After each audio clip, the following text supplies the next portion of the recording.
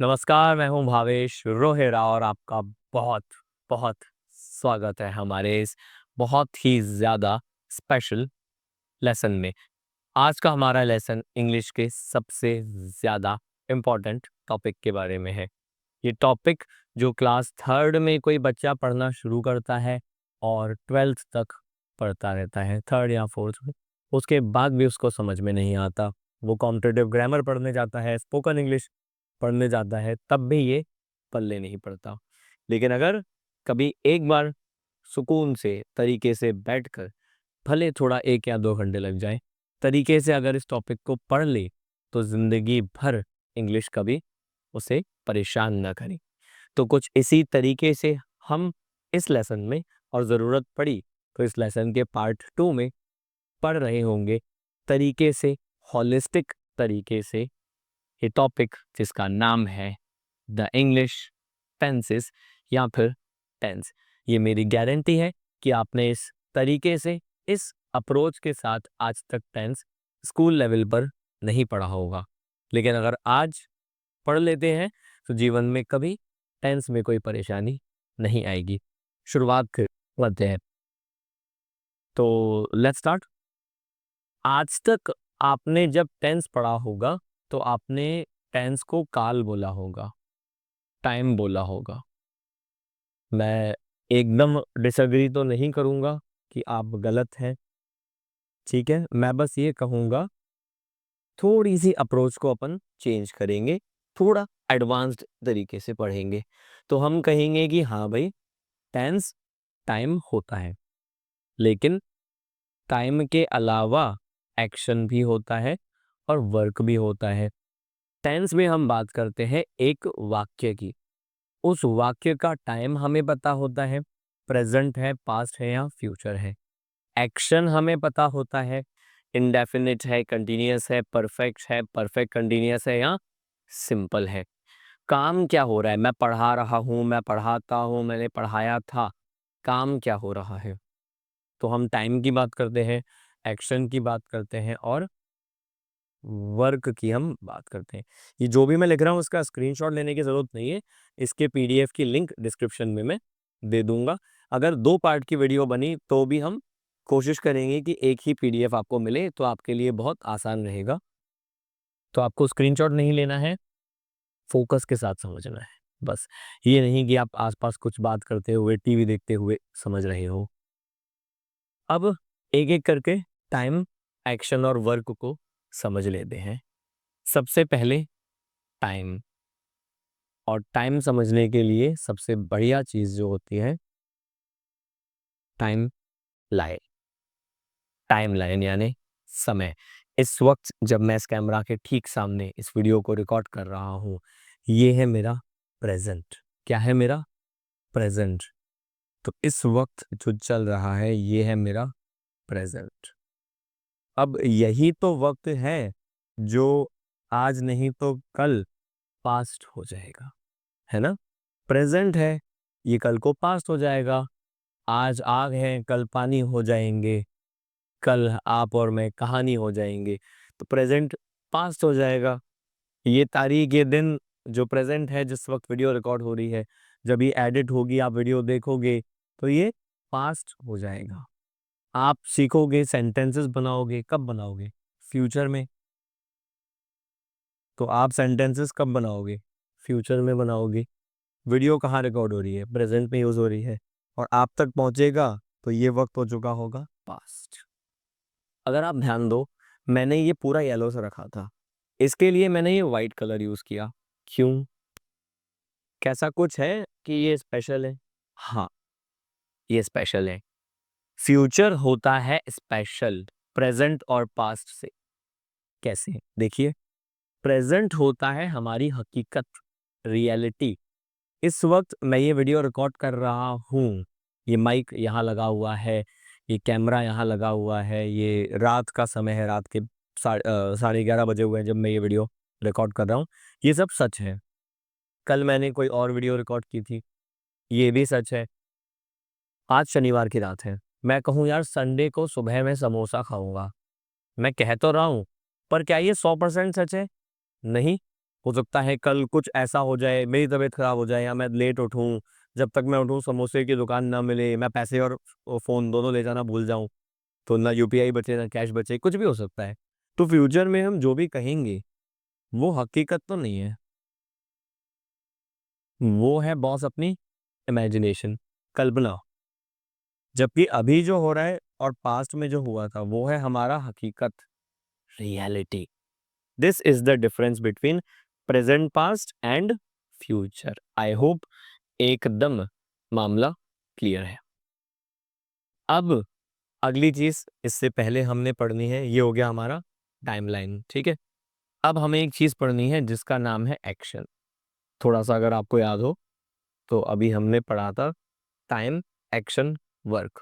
तो अभी हमने देख लिया टाइम, अब देखेंगे हम एक्शन। एक्शन म्हणजे क्या, एक्शन मतलब क्या? एक्शन से हमारा मतलब है स्टेट या फ्रीक्वेंसी ऑफ वर्क। वो जो काम की हम बात कर रहे हैं उस काम की क्या स्थिति है या काम की क्या फ्रीक्वेंसी है, काम कितनी बार होता है, वर्क मतलब काम, इसके बेसिस पे हम कहते हैं एक्शन।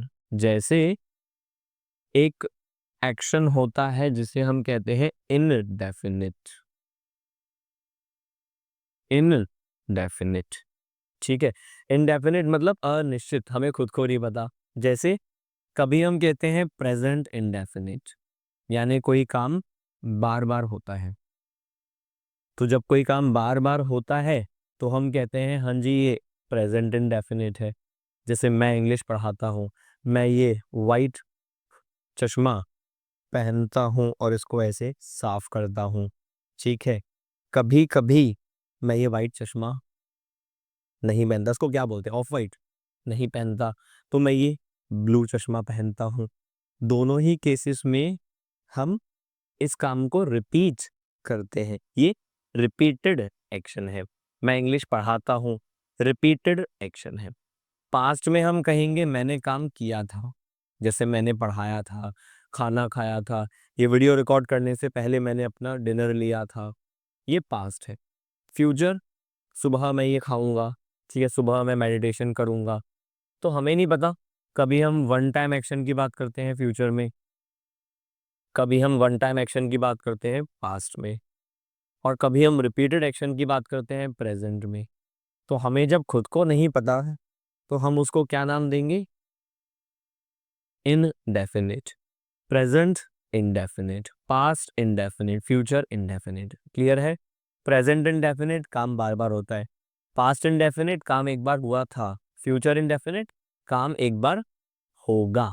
जैसे एक बार एक टीवी सीरियल वाले को समझ में नहीं आया कि वो क्या नाम रखे अपने शो का, तो उसने शो का नाम क्या रख दिया, ये रिश्ता क्या कहलाता है, और वो चल भी गया।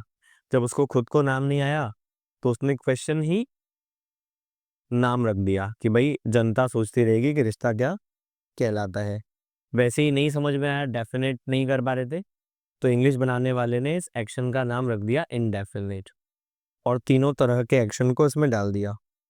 तो डेली होता है बार बार तो भी इनडेफिनेट, एक बार हुआ था तो भी इनडेफिनेट, और फ्यूचर में एक बार होगा तो भी इनडेफिनेट। चलिए अब फाइनली चश्मा पूर्णतः साफ है, सो वी कैन कंटिन्यू आगे। ये हो गया इनडेफिनेट। फिर अगर कोई काम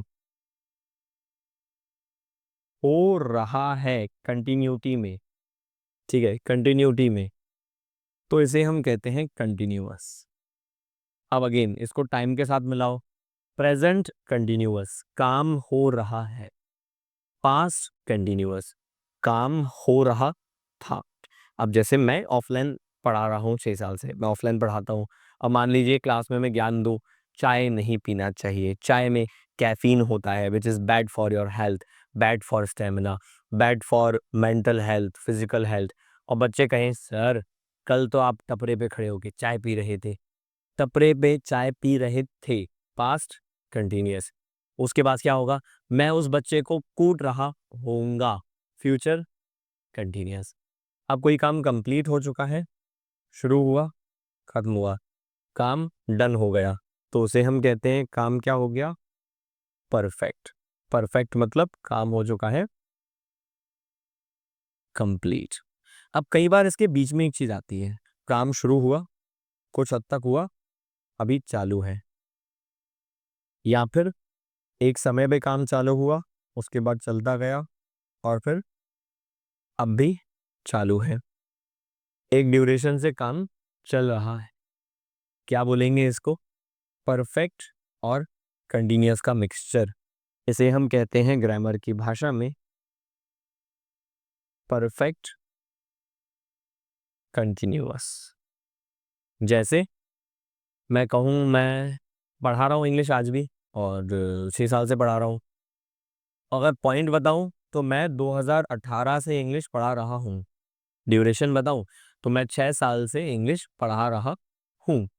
ये है परफेक्ट कंटिन्यूअस, मतलब 6 साल पढ़ाई है इसीलिए एक्सपीरियंस है, कंप्लीट हो चुका है। अभी भी पढ़ा रहा हूँ इसीलिए कंटिन्यूअस है। 6 साल से पढ़ा रहा हूँ तो 6 साल परफेक्ट, पढ़ा रहा हूँ कंटिन्यूअस। तो कुछ काम हो चुका है और अभी भी बाकी है। ये हो गया हमारा एक्शन। अब तीसरी चीज आती है वर्क। वर्क मतलब हो गया हमारा काम। बहुत सिंपल है, खाना पीना, सोना जागना, नहाना, जीवन का सबसे महत्वपूर्ण काम खाना, फिर पीना पानी, जूस चाय कॉफी, इसको दोहराना, रिपीट करना, या रिपीट से पहले एक और इम्पोर्टेंट काम सोना। किस किस को रोइए, किस किस को धोइए, आराम बड़ी चीज है, चादर ओढ़ के सोइए। Sleep, repeat. ठीक है। और भी कोई काम है, मान लीजिए, क्या है और काम? पढ़ाना, टीच, पढ़ना आपके लिए मजबूरी है, स्टडी। ये सब में आप देखोगे लास्ट में ना आ रहा है। ठीक है। आमतौर पे हम वर्ब से इसको रिप्रेजेंट करते हैं, लेकिन मैंने कहा था ये एक अलग लेक्चर होगा। मेरी गारंटी है आपने इस तरीके से न पहले पढ़ा होगा, न पढ़ोगे, न भूतो न भविष्यति। इसीलिए हम अब एक अलग लेवल पे जाएंगे। अब तक हम क्या पढ़ चुके हैं देख लेते हैं एक बार। टेंस होता है time action work. Time action work, time से हमारा मतलब है टाइम लाइन, यानी समय, प्रेजेंट पास्ट फ्यूचर। एक्शन से हमारा मतलब है स्टेट या फ्रीक्वेंसी काम की। जैसे काम होता है डेली, प्रेजेंट इंडेफिनिट। काम हुआ था एक बार, पास्ट इंडेफिनिट। फ्यूचर में एक बार होगा, फ्यूचर इंडेफिनिट। अभी हो रहा है, प्रेजेंट कंटिन्यूअस। हो रहा था, पास्ट कंटिन्यूअस। हो रहा होगा, फ्यूचर कंटिन्यूअस। हो चुका है, अभी हो चुका है, प्रेजेंट परफेक्ट। मैंने डिनर कर लिया है, ये वीडियो स्टार्ट कर ली है। कर लिया था, वीडियो रिकॉर्डिंग स्टार्ट की थी, उससे पहले डिनर कर लिया था, पास्ट परफेक्ट। कोई काम हो चुका होगा एक समय तक, फ्यूचर परफेक्ट। परफेक्ट कंटिन्यूअस, एक पॉइंट ऑफ टाइम से काम चल रहा है। Past perfect continuous, point of time से काम चल रहा था। Future perfect continuous, point of time से काम चल रहा होगा। फिर वर्क क्या होता है? कोई भी काम, खाना पीना सोना जागना नहाना आदि। अब इससे पहले हम एक और चीज समझ लेते हैं, टेंस। आई होप इससे पहले आप काल बोलते थे, अब आप काल तो नहीं बोलोगे। ऐसे ही एक और चीज है जिसका नाम है वर्ब। कुछ लोग आर साइलेंट नहीं रखते तो वर्ब बोलते हैं। वर्ब आमतौर पे सब इसको बोलते हैं क्रिया, क्रिया। लेकिन अब मैं साबित करके दिखाऊंगा कि ये क्रिया नहीं, क्रिया से ज्यादा कुछ है। हम इसे क्रॉस करके वो के आगे कुछ और लिख देंगे, लेकिन वो कुछ और ऐसे ही नहीं लिखेंगे, वो प्रूव करके लिखेंगे। अब प्रूव कैसे करेंगे? आइए प्रूव कर लेते हैं कुछ सेंटेंसेस के माध्यम से। मैंने कहा आई टेक आइसक्रीम। फिर मैंने कहा आई टुक आइसक्रीम। ठीक है। इधर मैंने कहा I am taking ice cream. Ice cream बनाई दी अपन ने, लो।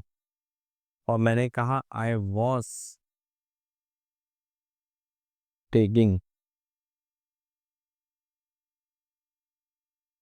आइसक्रीम। अब मुझे बताइए इन चारों सेंटेंसेस में अंतर क्या है?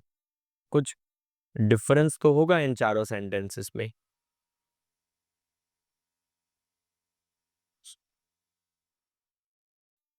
कुछ तो डिफरेंस होना चाहिए ना प्रॉपर सा इन चार सेंटेंसेस में।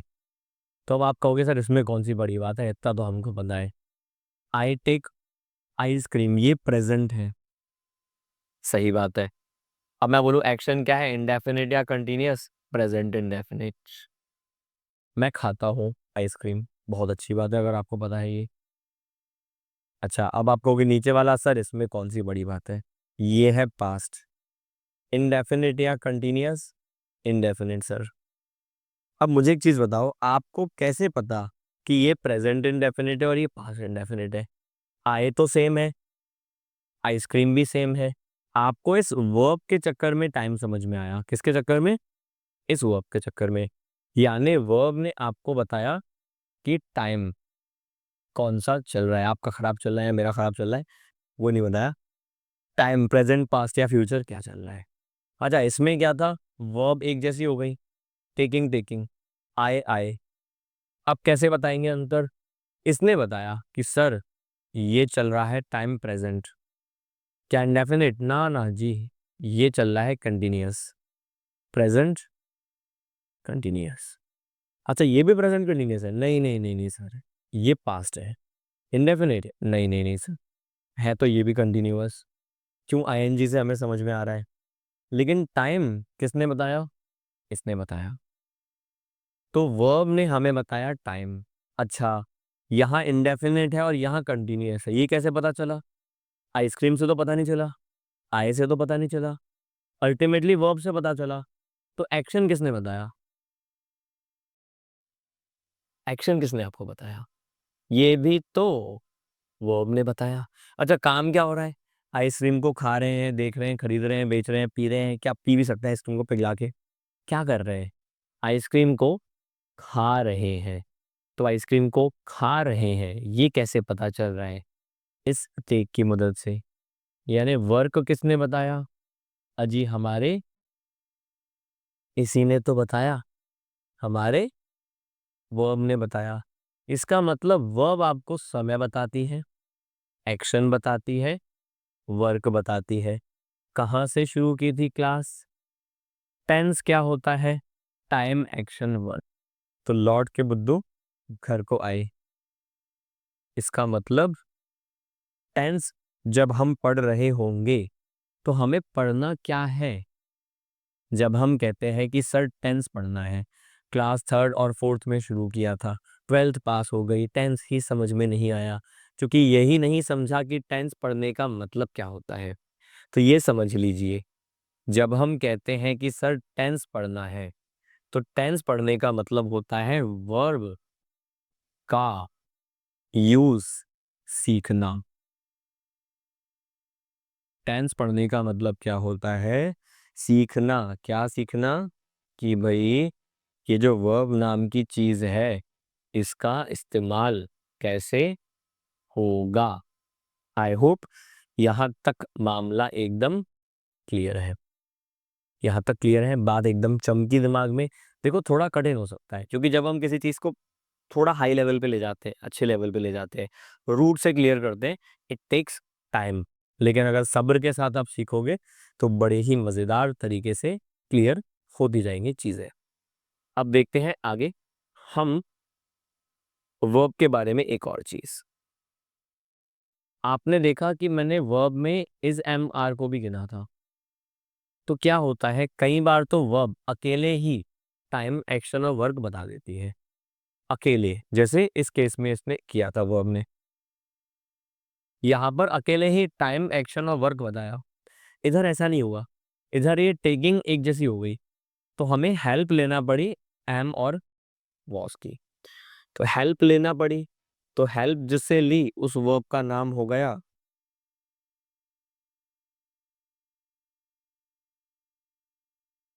हेल्प अगर लेना पड़े तो उस वर्ब का नाम हो जाता है हेल्पिंग वर्ब।